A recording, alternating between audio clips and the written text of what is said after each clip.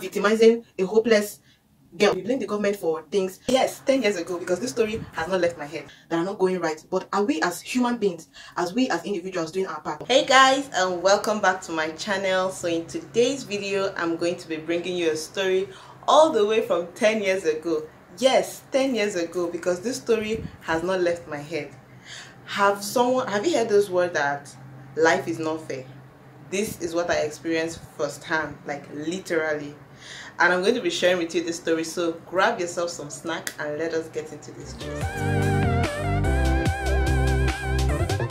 So if you're new to this channel, my name is Adanna and I film from Tbilisi, Georgia.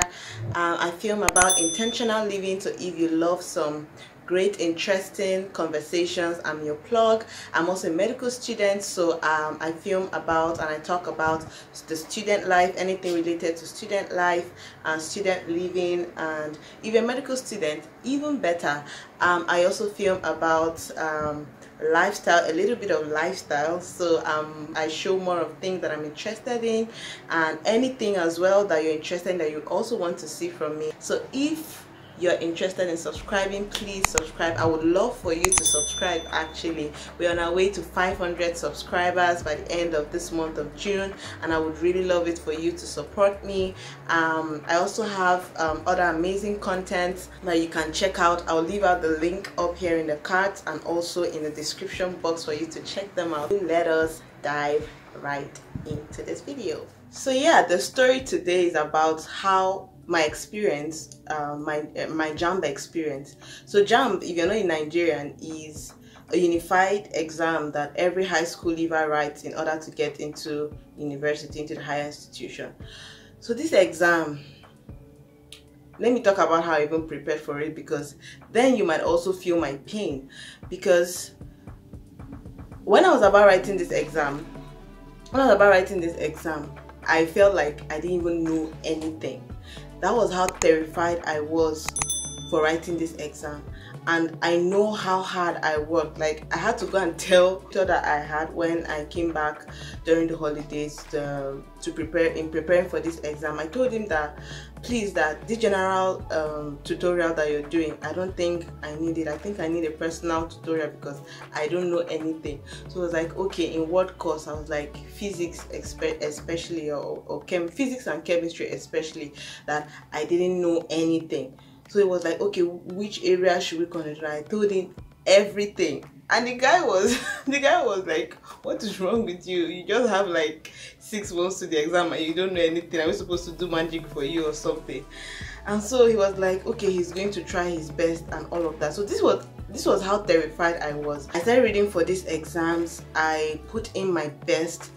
I studied as much as I could. I answered questions, and then the day of the exam came. My dad dropped me. We waited. They said we're supposed to start at 8 o'clock.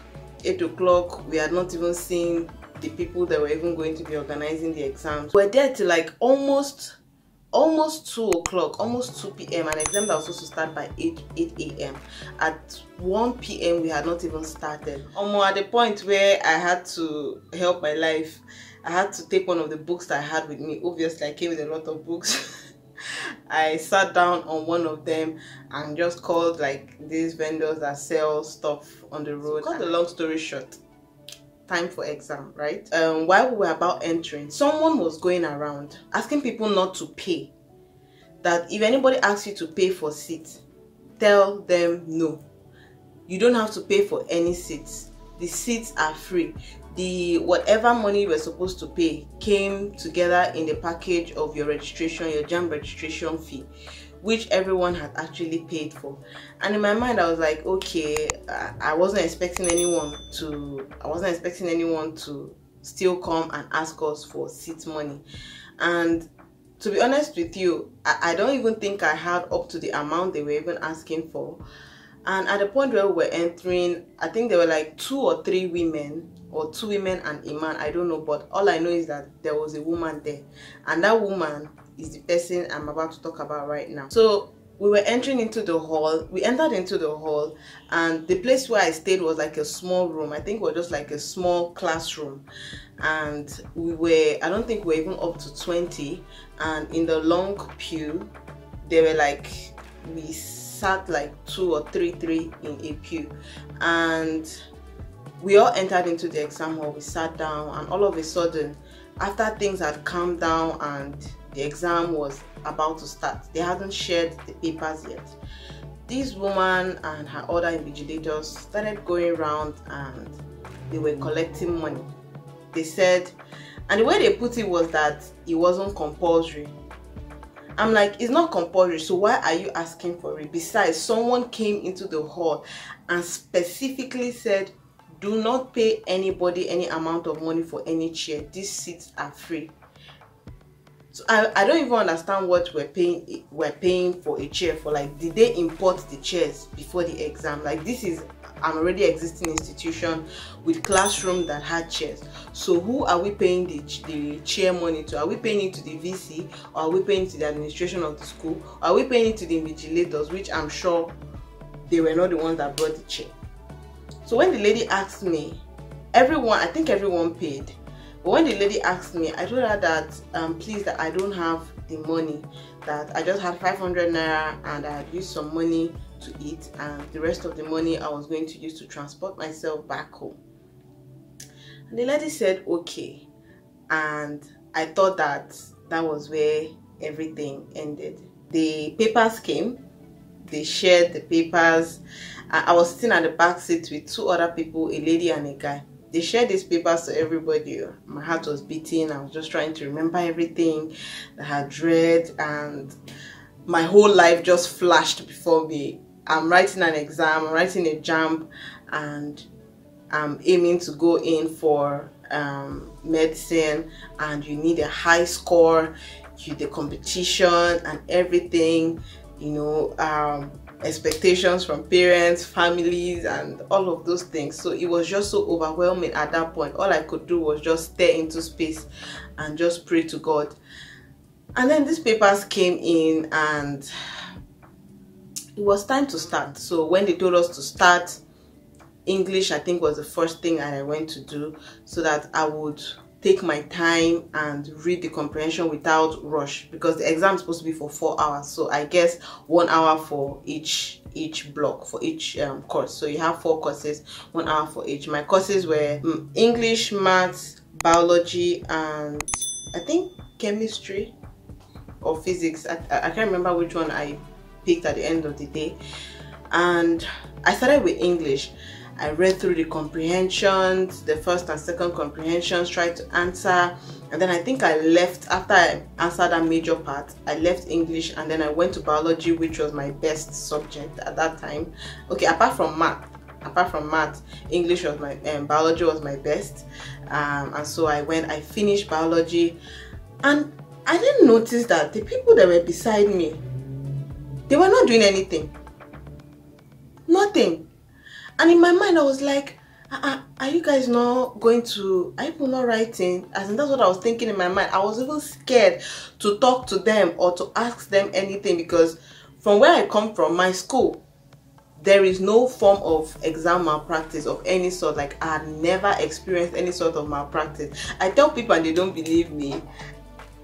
If I can find a picture like where I'm editing this video, I'm going to show you an example of how you write exams in my school. And then I realized that these people were just checking their phones, and I was like, I thought we're not supposed to come with phones, because I didn't come with a phone, because of course there was nobody to give it to when I'm entering the exam hall, and there were like no gadgets and stuff like that, only calculator.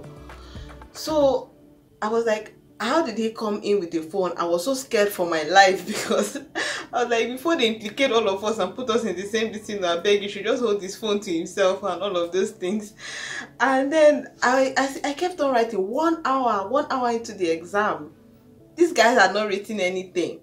And like, before I knew it, you know, things started getting rowdy, and you know, people started checking their phones and things started flying around.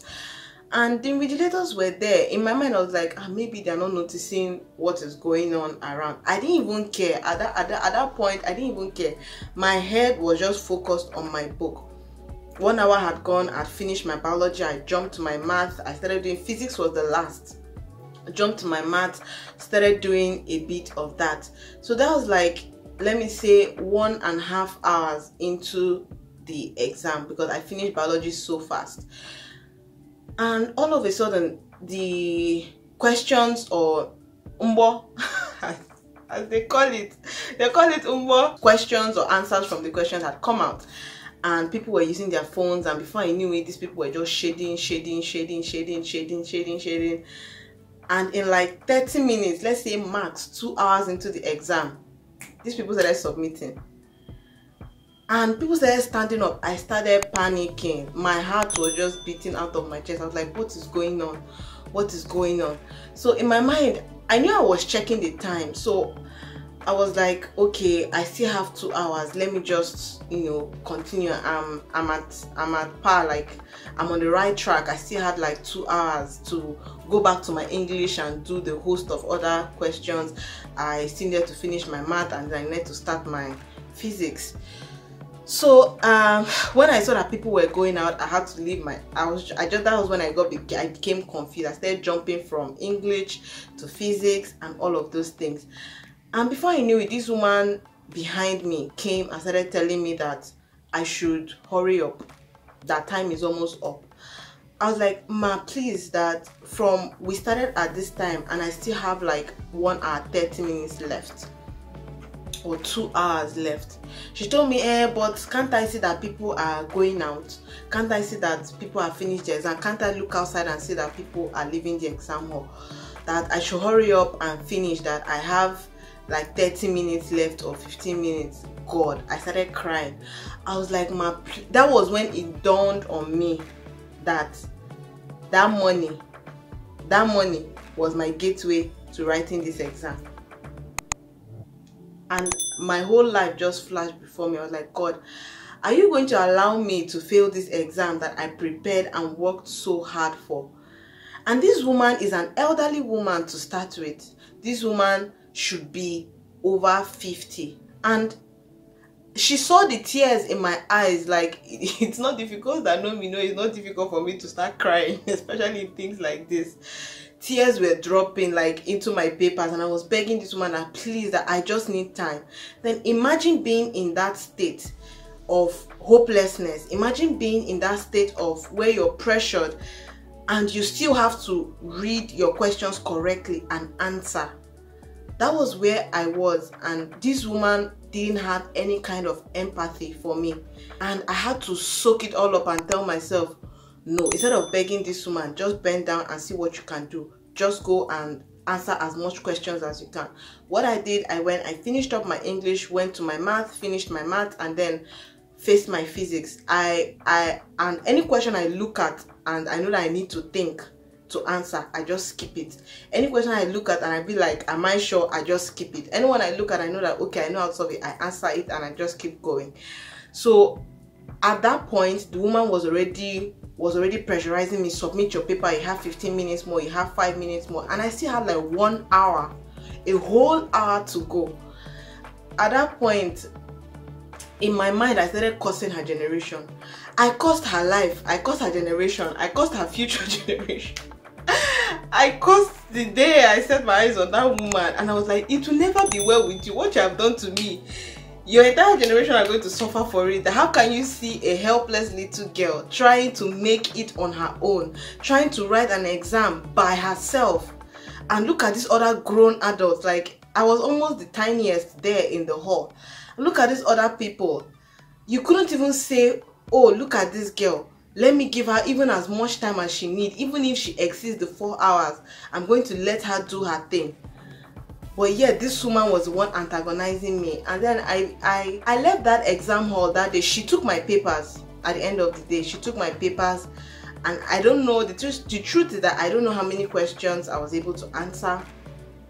I don't know how many questions that I didn't answer. And I cried all the way from IMSU gate to my house. After my mom saw me, she wanted to die. She was like, what happened? What happened? I told her, God, that was when she started panicking. When it was time for the result to come out, all I could do was just pray. And when the results came out, I was in school already. I didn't contact my parents on that day. That was on a Saturday. And you know, people that you know, people that you look at and you be like, okay, they are going to do really well. Some people were getting 230 something, or people were getting 190 something, or people were getting 240 something. I was like, hey. And when I asked them their experiences, I heard that they finished. Like they used up their time. I'm like, imagine people that used up their time getting these marks. What of me that didn't even finish? What would be my fate? I went back home that I couldn't read the entire night prep of that night. Both people that were crying, those that were rejoicing. People passed, you know, people had 270 something, 260 something. And I was devastated. I couldn't sleep that night. I was just pacing up and down, pacing up and down. The next day was Sunday. People were giving testimony. People were giving testimony of how they passed their exams and how they thank God for their JAMB. Whew. And do you know what I did? I think that day I just went out in faith and I was like, I want to thank God. I think that was the first time I was ever coming out to give a testimony. That was the first time I was ever coming out to give a testimony. I told myself that I'm going to have faith and I'm going to believe. I went out that day for the first time in the history of my entire 6 years in school, and I was like, I thank God for my JAMB, and I know that in advance that I'm going to pass and everything. So during the exam, while we're still in church that Sunday in school, and Jamaica called me, and the way she was looking looked so excited, and I was like, God, what happened? I was running. I ran from the hall to the office, and then my mom was screaming. She was like, hey, you made it, you had 282. I was like, it's a lie, it's a lie. Like, I was literally crying. I didn't know what to do. I was so excited. I was like, God, thank you. I was like, God, thank you. Thank you for not putting me to shame. Thank you for helping me. And honestly, I just look back and I look back at this experience, and I begin to wonder what the fate of education is in Nigeria. Aside from education, like for everything else, we blame the government. We blame the government for things that are not going right. But are we as human beings, as we as individuals, doing our part? This is a grown-ass woman. This is a woman that is in her 50s, that has children. So I'm sure she knows, or she feels the pain or the pressure of what her children felt when they were writing exams. She knew what it was to work hard and not be appreciated for it, or not given the chance to prove yourself. And this is this woman victimizing a hopeless girl, little child that is old enough or young enough to be her daughter. And it tells so much on what is going on in the society these days. We look down on hard work and praise dishonesty. Integrity it means nothing. It means nothing. And until these things are corrected. But when there's an alternative, who wants to really put themselves through any stress? Doing the right thing is actually going to put you in trouble. How are you encouraging people to live a life of integrity? How are you encouraging people to actually put in the work?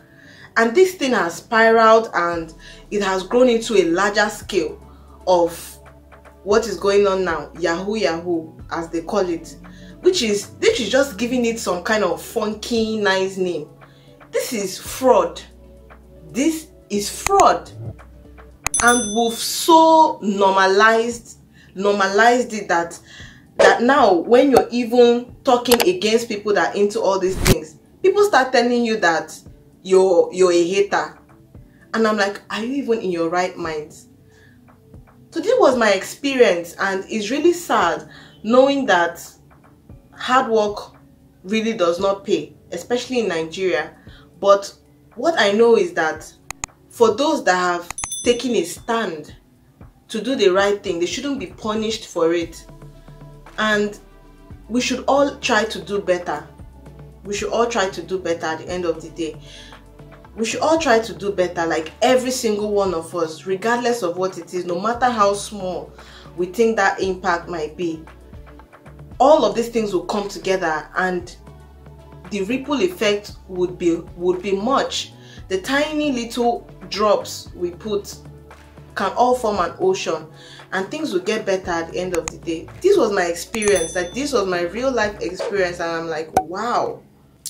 So yeah, I've come to the end of this video. I just don't want to make it any longer than it is. What was your experience? And I'd like to know what your first real life experience in the real world is, because this was me having my first real life experience. Let me know what it is in the comment section. For you, those of you that are in Nigeria, what was your JAMB experience like? How crazy was it, or how good was it? And yeah, I'm glad I shared this story with you. See you in the comment section. If you liked this video, please give it a thumbs up, please, and subscribe if you haven't. And we're, like I said before, we're on our way to 500 subscribers, and I would love for you to support me to get up to that point at the end of this month. Thank you so much for watching, and like always, keep living. Please consider subscribing if you haven't, and click on the notification bell so you don't miss any video. And I would like us to be friends on social media as well. Thank you so much. Bye.